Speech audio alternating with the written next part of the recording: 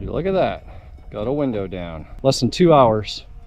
Got filthy as hell. However, new wheel cylinders in the back, well, new used wheel cylinders, rolled quarters, wheel spacers, took out the front springs, well, lowered it down enough just to get them out, put isolators on, changed the oil, and put an off-road H-pipe on. Not too bad for just under 2 hours worth of time. What's up, guys? Welcome back to the infamous project. It is a Wednesday afternoon here, and figured I'd show you guys a little bit of fun that I had yesterday with my good friend Charles, aka Cotter Factory. We went and we cruised the old Project Foxidized here all the way down to Mexico and back. Hoping it goes through the gears. Is that what we're testing? Yeah, especially if the kickdown cable. I like the AC here.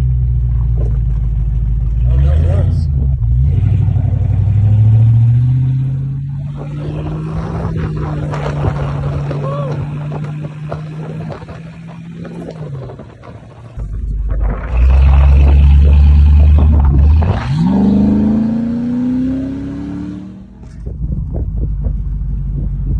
Wish everybody could see all this smoke here.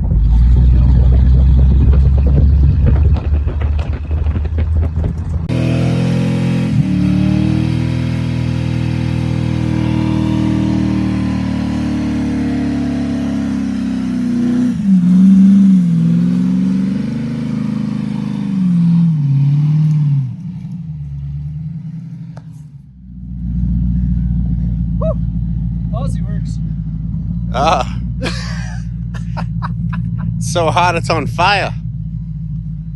Ran really good. It went through the gears and we got a little bit of a brake pedal back. So the front brakes I managed to get all bled out. The rears, not so much. So I feel like the wheel cylinders are probably seized. I've got a couple used ones that came off another car, so I'm gonna get those swapped out. So I'm not gonna do it today because I'm actually waiting on a pair of wheel spacers. So you can see I tried a pair of 12 millimeters here and I can still get some fingers in between. Of course, I've rolled this and I'll show you guys how I beat that in with a hammer. Way quicker than a Eastwood fender roller and pretty much the same result in my opinion, especially if you're not worried about paint. Actually, I've done it with a hammer with good paint and had really good success as well. But I'm gonna go for a full 1-inch bolt-on spacer, and well, the reality is I could only get 8.5 all the way around, and the offset, this is what I ended up with, and I want that wheel to come a little bit more out. The fronts, now, it rolls like this, it turns like this, it has its inner fenders, believe it or not, guys, but it is rubbing ever so slightly on the inner fenders, so I'm probably going to throw one of the isolators on the top back end just to bring it up just a hair and make things look a little bit more even, because the front is sitting down lower than the back. And yeah, I'd like to get that leveled out, and I can't go down any further in the rear because number one, I want to use the trailer hitch, and number two, that's pretty much it in terms of travel. So that is where Project Foxidized is at the moment. I actually want to get the style bar installed, and Charles was riding and sitting back here yesterday, and because there was really nowhere for his feet to go, so he's trying to, you know, sit in the back and the top, and I had the style bar sitting in there, and well, yeah, it got torn and messed up. So I guess now the style bar is gonna look just as shitty as the car. So I don't know if I'm thankful for that or not. I guess in reality, you know, I could always get it rewrapped later if I want to repurpose it, but what I want to do now is get the other shark fin down. One of my biggest pet peeves with a convertible, guys, is if your rear windows don't work, fix them. In this case, I'm fixing them by forcing them to be down, and they're going to stay down. Unless I get really motivated, which I don't think I will. I think this car is going to kind of be a forever topless car, unless I can actually repurpose the top from my stalker vert, because I'm going to be changing the top. If I can maybe repurpose it and get it on here, I don't know. That might be wishful thinking, maybe a little bit more time than I want to spend. So I'm going to show you guys how to get your shark fins down if need be, and especially if they've been sitting up and frozen. So let's hit that intro. We'll be right back.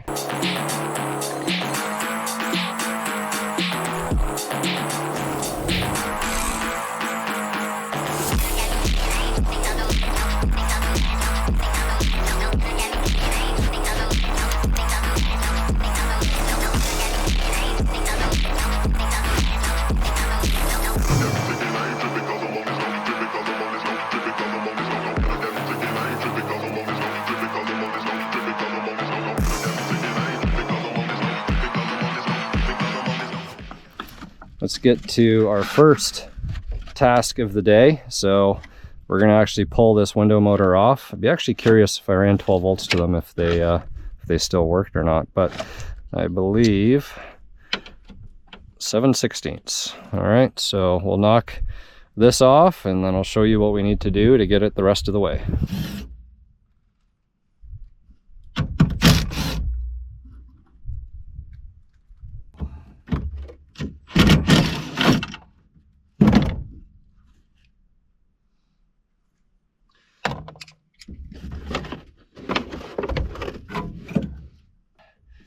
The main gear that your motor turns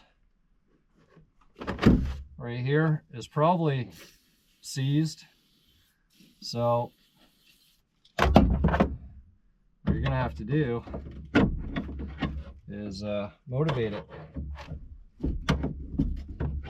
And depending on which, the other side I had to go the other way, so I'm not sure which way I got to turn. I have a feeling it'll be the same way. There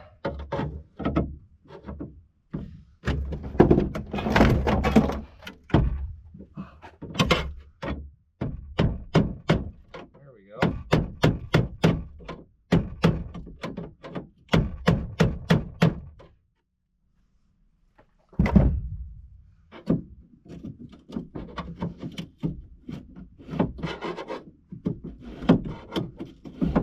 Believe it or not, this side's actually easier than the driver's side was.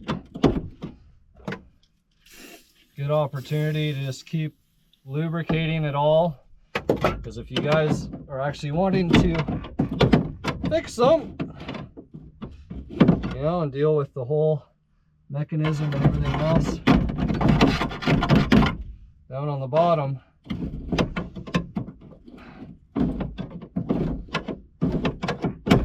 go. Yeah, you're going to want to make sure everything is moving freely. I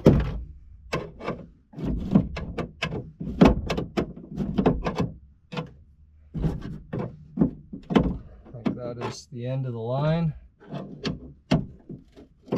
Yeah. Found some hardware that is definitely way too long. Feel like do the trick. So if I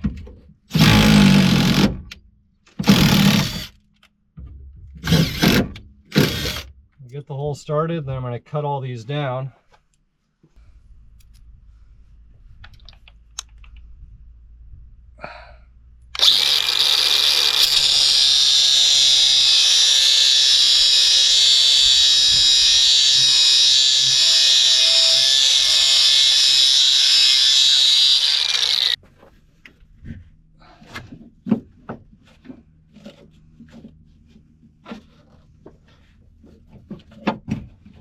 Pivot that around, okay? And that allows us to have our belt around there. So if we get this up in the bottom hole,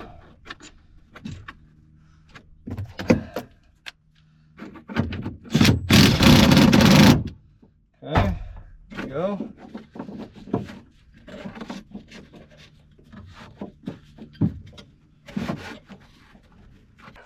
what kind of damage we can do here.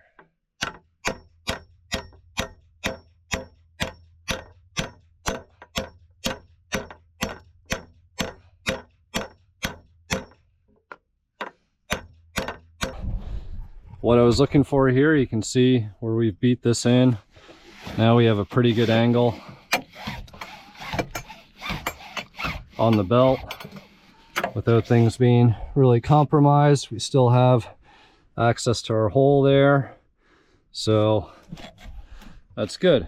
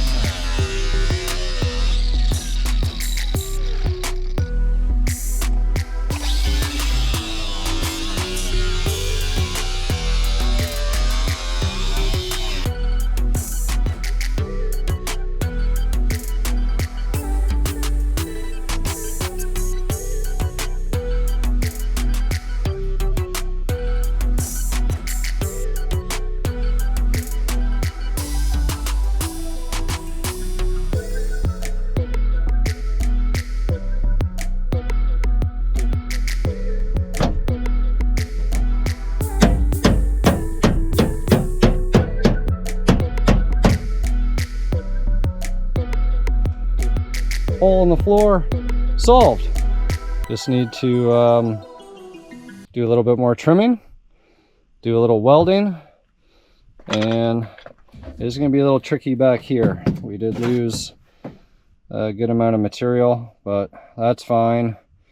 We'll get this piece in, and then we'll do little patches on areas like these, and maybe like those. Got some extra sheet metal here, so be able to use what's left there. So I guess I should throw the disclaimer in here at some point, since I've been messing around with seat belts, I'm messing around with floor pans, and I'm really not messing around with structural stuff. But guys, like, use some common sense. Don't do what I do. I'm doing what I do because, well, I'm accountable for it. And this is just fun and messing around because I am so focused and so in the zone all day, every day, working, trying to make sure that I don't scratch paint, that things go back together properly, and that, you know, your mind is just so attention to detail and stuck on. And I know a lot of people throw the term OCD out around like it's almost like a good thing. Guys, I'm not OCD. Like, a lot of us say, oh, we're OCD, we're OCD. OCD is like an actual sickness. And I feel like we got to take some of these terms that we just kind of throw around loosely a little bit more serious. Particular is probably a good word for me. I don't know, like, I know I'm persistent. I know I'm diligent in many ways, but I don't think I'm OCD. Like, everything has a place, but like, I'm not going to lose sleep over like certain things. Anyways, let's not get into that type of stuff. I guess the point that I'm trying to make is that even though that I'm particular and, you know, I'm focused, and, you know, your brain is just mentally exhausted at the end of the day. So something like this, where you can actually just not care, it's like a smash room in reality for me, or I don't know, meditating, doing some yoga, whatever you want to call it. But that's pretty much it, guys. So you can see, you know, I gotta do some proper fitment in there and get things in place a little bit more, because that's totally lopsided at the moment. But we will get that sorted out, don't you worry. I think that'll end my messing around for today. Got the style bar in. Oh, I'll trim out and I'll get the other rear plastic in, or at least mocked up, and then I'm gonna get cleaned up and have some dinner, and we'll get back to Project Foxidized here. We'll do some cruising. There's one more piece I'm waiting to show up so I can bolt that on, and then I'm gonna feel better about doing a cruising video, so stick around. All right, carrying on here on Foxidized. It is a Saturday afternoon, hot as hell, nothing new, and I just want to knock out a couple little things, a couple little tasks if we can. And trying to see here if that's from the car or from before. I know what that is. It's hydraulic fluid from the top when I lifted the frame up, because I was stealing parts for the Stalker Vert. And well, if you watch the Stalker Vert's convertible top replacement video, when that drops, you'll understand what I'm up to here. So that is why the top frame is up. But hey, it's kind of cool that it does go up. You'll also see, thank you, Matt Serbin, the Serbinator. I still need to drill and fasten the wing on, but you can guarantee I am not going to be treating this with anything. It can rust and do whatever it needs, just the way that it is. Need to figure out, I could take this off, and I don't know, maybe I'll just leave it.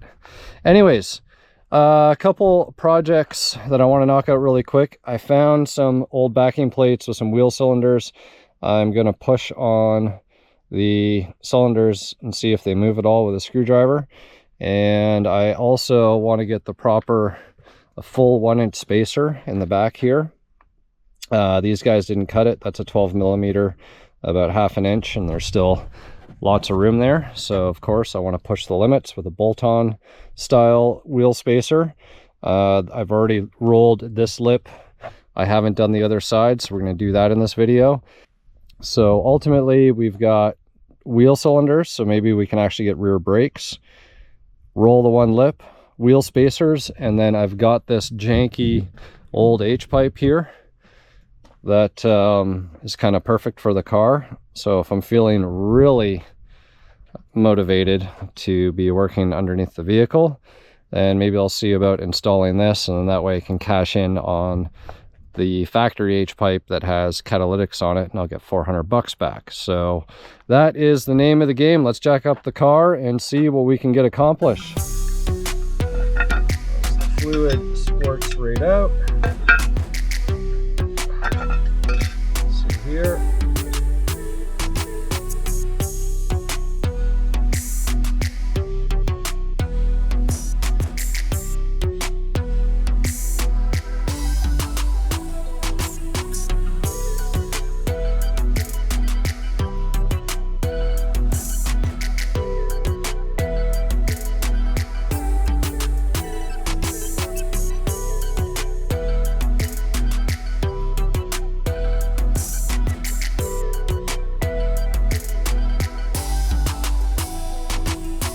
Time to roll some rear quarters, guys. Big hammer, take your time. We'll go all the way around.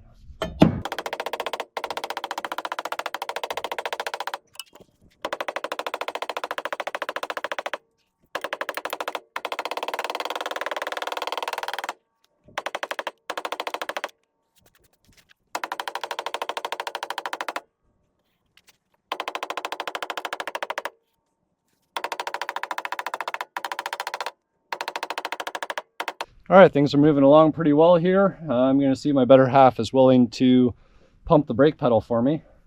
See if we can't get some fluid to come out of these rear lines and maybe get a pedal that's a little bit better than what we had before. And if all goes well, maybe I'll try and tackle that H-pipe, but get the spacer on here after, or we'll put the spacer on now, try and bleed the brakes out. If all goes well, bolt the wheels back on, see if we got clearance, and see if we got brakes. All right, guys. So the missus is in the pool, which means I got bleed stuff on my own. The good news is I can actually hear stuff engaging, but who else has had to get creative and try and bleed stuff on their own? I'm sure somebody has done this before against the seat or whatever it might be when you come over. Oh.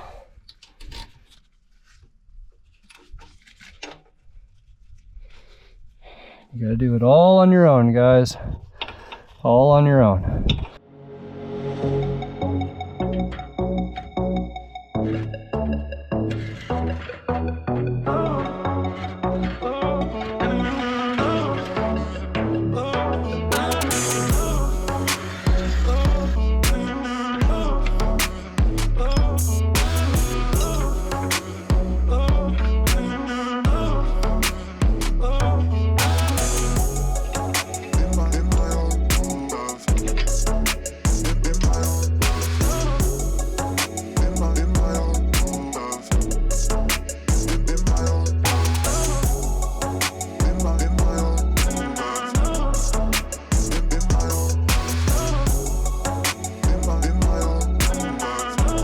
Since I have it up, might as well as warm it up, do an oil change.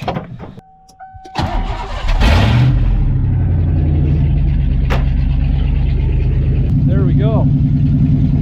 It sounds a little rowdier now with an off-road H-pipe on it. I do have some flow tubes and some Jones mufflers. I'm not getting into that today. You can see I am disgusting after tackling that greasy mess. I am going to let this warm up and I'm going to change the oil. The reason why I'm going to change the oil is because after cleaning and doing everything in the motor, I actually did 3 quarts oil, 2 quarts transmission fluid, and the transmission fluid will help clean out any residual gunk, whatever. Some people use seafoam, some people have their methods, some people will run pure transmission fluid. I like to do a little cocktail, so call it a sangria of lubricants in the motor. But anyways, I'm going to let it get up to temp and drain the oil out, filter change, oil change, proper Castrol 1030, and hopefully everything that comes out will come out nice, and that's going to wrap up my tasks on this car for the day. So got to get the back down on the ground. I want to get the whole car back down on the ground, but I'm actually going to leave it up because I'm going to put the isolators back in the front springs, just to get the car leveled out a little bit more. As cool as it was slammed down in the front, it had a slight rub of the inner fenders, so I need to bring it up just that little bit.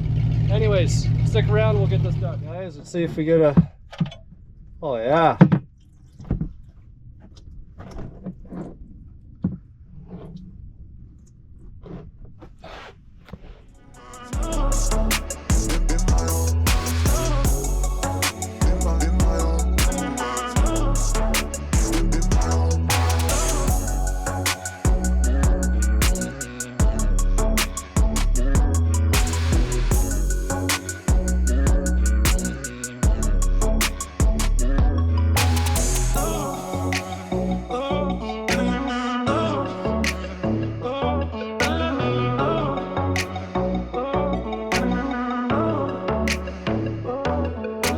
Beautiful sunset. It's actually over there where the rain is, but it's glowing over there. It's actually glowing all the way back here. You actually kind of wouldn't even know which way the sun is setting from. So just to put some stuff into perspective, give some context to it, less than 2 hours, got filthy as hell. However, new wheel cylinders in the back, well, new used wheel cylinders, rolled quarters, wheel spacers, took out the front springs, well, lowered it down enough just to get them out, put isolators on, changed the oil, and put an off-road H-pipe on. Not too bad for just under 2 hours worth of time. Of course, I'm filthy, but again, guys, that H-pipe came off, no problems. Wheel cylinders came off, no problems. The lines came loose, bleed screws, everything. So I know the floor and everything else is rusty in this car, but everything else, like, don't be fooled. Just kind of like some little bit of cosmetic stuff. So I don't know, might leave this video here, and we'll come back and maybe we'll see about repurposing the top off the stock Vert and getting on the Surbinator wing, and maybe fixing the door molding, trying to do a couple of other things. But I will get the car down and let's see how the new wheel fitment looks like with the 1-inch spacers. So let me wrap some stuff up here. We'll be right back. I still need to do the fog light mod, guys. I'll get it done, don't worry. 5 minutes, that mod will be done. But there we go. Got a little bit of tire showing in the front now. I think that that is a real nice rig.